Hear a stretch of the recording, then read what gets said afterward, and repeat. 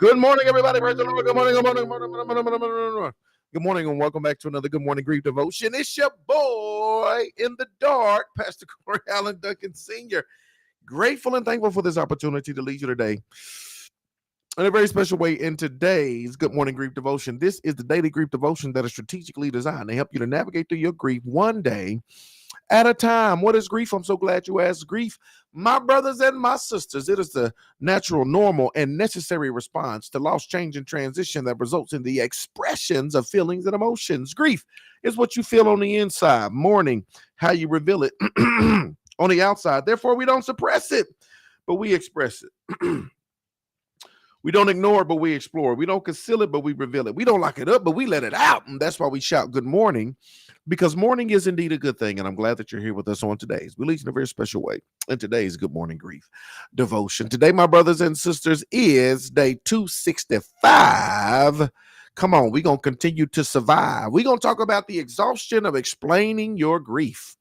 The exhaustion of explaining time and time and time and time and time and time again of explaining your grief. Even in laughter, the heart may ache and rejoicing may end in grief. One of the hidden burdens of grief is the weariness of having to keep retelling your story. I got to tell this story again. I got to tell this story again. I tell people I know, and people be feeling, I don't know if they feel obligated or whatever. It's like, oh, that's the pastor. I'm like, you ain't got to go into details if you don't have to, because I already know you exhausted from telling the story. Now, sometimes, they want to tell and confide, whether it's to release or get guidance and direction and all that good stuff. But the burden of having to keep retelling your story, the exhaustion, right? Keep retelling your story. And some people may not mind it. It may be therapeutic for you. Some people, you may feel different. How do we deal with this, right? People who weren't there at the hospital, who didn't attend the funeral, or who simply don't understand, often ask questions that force you to reopen wounds. Each explanation drains you, as if speaking your pain again makes it fresh. I used to say this too. I used to say, tell you for what? So that I can open up the wound and you sit there and watch me bleed. You ain't got the power to help me, to heal me, to suture me. You ain't got the power to do none of that. But you want me to sit here and tell you so you could just sit here and watch me bleed? No, I'm not doing that, right? Because it's the truth. You get tired of opening up a wound to somebody that doesn't have the ability to help you heal. You open up a wound and they just gonna sit there and watch you bleed, right? While you open up this wound, they sit there and watch you bleed. Don't have the power, the words, the wisdom to suture you back up, right? And so you get tired.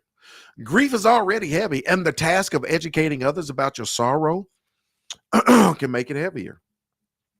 Sometimes you want to be understood without having to explain. Sometimes you long for presence, not probing, and that's okay. I don't want to be probed. I enjoy your presence, but I don't want to be probed.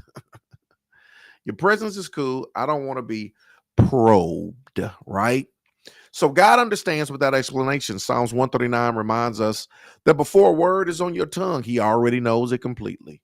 In him, there is no need to rehash or defend your grief. He sees, he knows, he cares. And while people may not always get it right, God surrounds you with his spirit and often with the few trusted hearts who can hold your story without demanding it.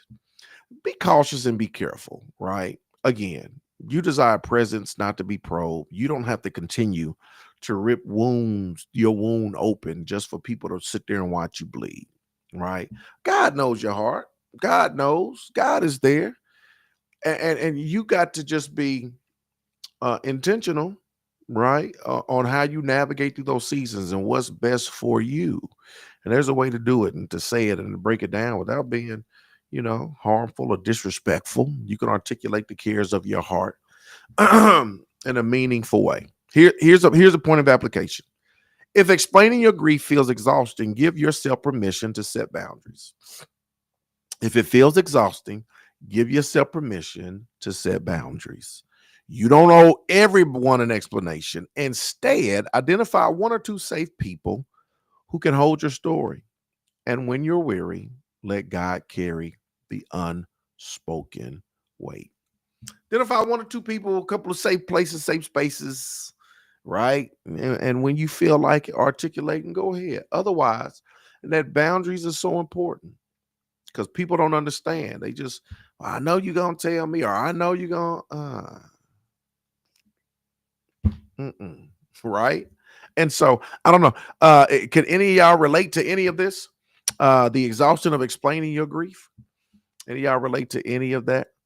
Probably got tired. And a lot of y'all stories and situations, especially when it just happened. What happened? What happened? What happened?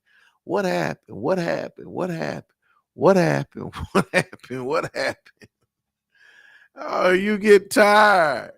You get tired. What happened? What happened? What happened? Everybody got 1,000 questions. And you like, Lord have mercy if I got to tell this story one more time. So understand and know the power and the importance of setting boundaries. You don't owe anybody anything. And just navigate through that, y'all. I appreciate y'all. Thank y'all for tapping in and tuning in. I hope and pray y'all have a I'm about to say sensational Saturday. Hope I need some rest. Hope y'all have a marvelous Monday. Look forward to seeing y'all again tomorrow, same time, same place.